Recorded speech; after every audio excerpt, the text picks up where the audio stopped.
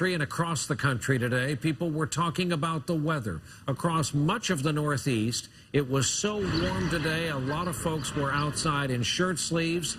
It's still February, remember, and here in New York City, the sidewalks usually crunch underfoot this time of year in the cold. Today, it was nearly 60 degrees. For folks in the upper Midwest, a much different story. Tonight, they're getting ready for a snowstorm. Weather Channel meteorologist Mike Seidel with us tonight from Des Plaines, Illinois. Mike, good evening. Hey, Brian, good evening to you. Here in Chicago, the wet snow is just getting underway. Another city that hasn't seen much snow at all this winter, only 16 inches so far, compared to 54 this time last year, but they're saving money. They've only used half the song. The storm really got cranking yesterday. Look at these winds howling through the Front Range in Boulder County, Colorado. 93-mile-an-hour wind gusts blew over people on the streets and semis on the highway and knocking out power.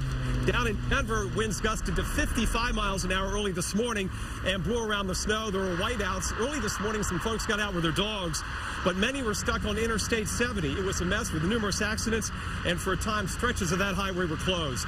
Now the snow moves into the Midwest. Overnight here in Chicago and Detroit, notice that swath of snow of 4 to 6 inches. By tomorrow morning, snow arrives in parts of the Northeast, upstate New York, Albany, 2 to 4 before it changes to rain. Boston, you've only had 7 inches so far this winter.